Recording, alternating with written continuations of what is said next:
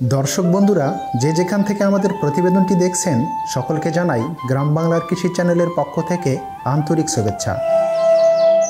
কৃষি ও কৃষকের বিভিন্ন সফলতার গল্প তুলে ধরার পাশাপাশি আমরা কৃষি চাষ বিষয়ক বিভিন্ন ধরনের প্রতিবেদন তুলে ধরে থাকি। প্রতিবারের ন্যায় এবার আমরা জানব চাইনিজ কমলার চাষ পদ্ধতি, চারা রোপণের আধুনিক কলাকৌশল ও পরিচর্যা সম্পর্কে। লেবু জাতীয় ফসলের মধ্যে কমলা একটি জনপ্রিয় ফল।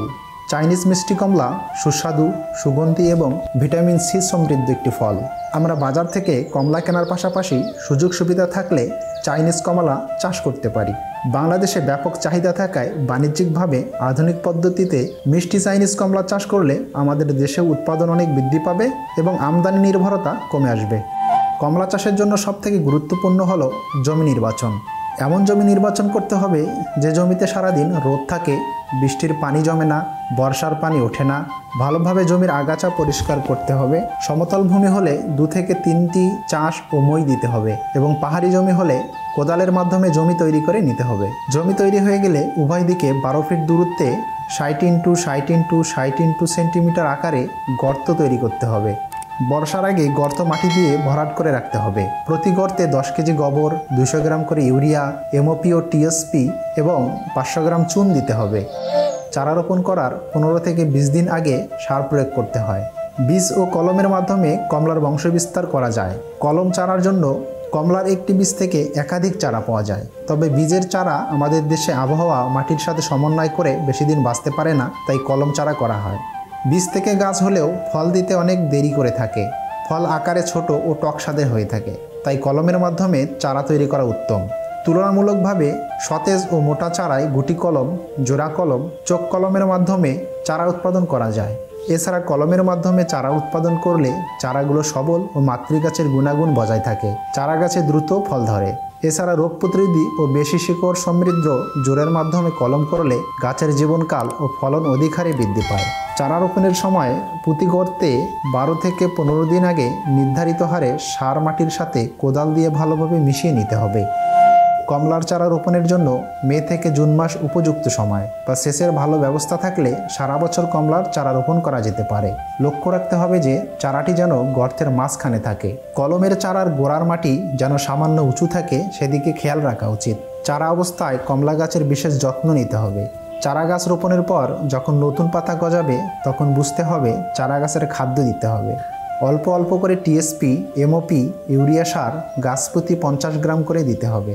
চারা রোপণের বয়স যখন 6 মাস হবে তখন জৈব সার দিতে হবে। বাগানের মাটি কুপিয়ে আলগা করে দিতে হবে। গোড়া থেকে জন্মানো অতিরিক্ত শাখা গজানোর সাথে সাথে কেটে ফেলতে হবে। চারা গাছের নিচের দিকে ছোট রাখতে হবে। 1.5 ফুট উপর থেকে কাণ্ডের উৎপাদনশীল শাখা বাড়তে দিতে হবে। গাছে মরা ও রোগাক্রান্ত ডালপালা সেটে দিতে হবে। গাছের গঠন ছোট থেকে সুন্দর ও শক্ত করে তুলতে হবে। কমলা গাছের উপরের দিকের ডালপালা কেটে গাছ ঝাপড়া করে দিতে হবে। এতে করে চাইনিজ কমলা গাছে বেশি ফল আসবে, ফলনও বেশি পাওয়া যাবে। আগাছা থাকলে গাছের বেশ ক্ষতি হয়ে থাকে। গাছের গোড়ায় যেন আগাছা জন্মাতে না পারে সেদিকে খেয়াল রাখতে হবে। গাছের ওপর পরগাছা থাকলে তা পরিষ্কার করতে হবে। চাইনিজ কমলা চাষের অন্যতম একটি প্রধান সমস্যা হলো মাছি পোকার আক্রমণ। মাছি পোকা ফল ছোট অবস্থায় ফলের ভেতরে হুল ঢুকিয়ে ডিম পাড়ে, এতে করে ফল নষ্ট হয়ে যায়। মাছি পোকা দমনের জন্য সেক্স ফেরোমন ফাঁদ ব্যবহার করা যায়। এটি ব্যবহার করলে ভালো উপকার পাওয়া যাবে। পাতা ছিদ্রকারী পোকা পাতার নিচে আঁকাবাঁকা দাগের সৃষ্টি করে থাকে। এর আক্রমণে পাতা কুঁকড়ে যায় ও গাছ দুর্বল হয়ে মাটিতে পড়ে যায়। 10 মিলি মেটাসিস্টক্স 10 লিটার পানিতে 4 চা চামচ মিশিয়ে স্প্রে করলে ভালো প্রতিকার পাওয়া যায়।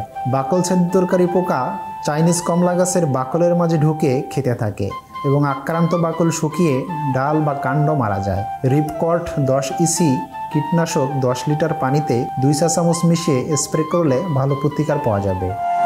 শুষ্ক মৌসুমে বা খরার সময় নিয়মিত কমলা গাছে সেচের ব্যবস্থা করতে হবে।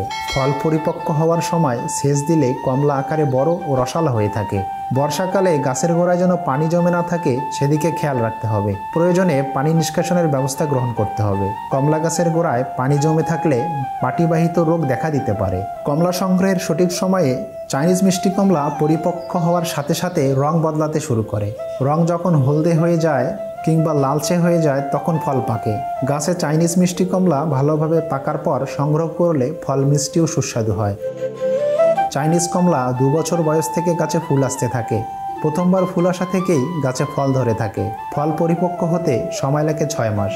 গাছের বয়স যখন 2.5 বছর হয় তখন একটা গাছ থেকে 40 থেকে 45 কেজি ফল পাওয়া যায়। প্রতি বছর ফলন বাড়তে থাকে। একটি পূর্ণবয়স্ক কমলা গাছ থেকে 80 থেকে 100 কেজি পর্যন্ত ফলন পাওয়া যায়। বেশি বয়স্ক একটি গাছ থেকে 200 থেকে 250 কেজি পর্যন্ত ফল পাওয়া যায়। একটি গাছ সাধারণত 50 থেকে 70 বছর পর্যন্ত ফল দিয়ে থাকে। কমলার বাগানে 4 থেকে 5 বছর পর্যন্ত সাথী ফসলের চাষ করা যায়। সাথী ফসলের আবাদ করে কমলার বাগান থেকে অতিরিক্ত আয়ও করা যায়। এতে কমলা চাষে ফলনের কোনো ক্ষতি হয় না। নিয়মিত কমলার বাগান পরিচর্যার কারণে রোগবালাইয়ের আক্রমণ কম হয়। সাথী ফসল হিসেবে কমলার বাগানে শাকসবজি, তৈল ও ডাল জাতীয় ফসলের আবাদ করা যায়। আবার অনেক চাষিরা চাইনিজ কমলা চাষের সাথে সাথী ফসল হিসেবে 12 মাসে পেয়ারা চাষ করে থাকেন। এতে একজন চাষি বেশি লাভবান হয়ে থাকে। তো দর্শক বন্ধুরা, আশা করি আজকের ভিডিওটি আপনাদের ভালো লেগেছে। আপনারা যদি আমাদের চ্যানেলে নতুন হয়ে থাকেন তাহলে চ্যানেলটি সাবস্ক্রাইব করে পাশে থাকা বেল আইকনটি বাজিয়ে দিবেন। ধন্যবাদ।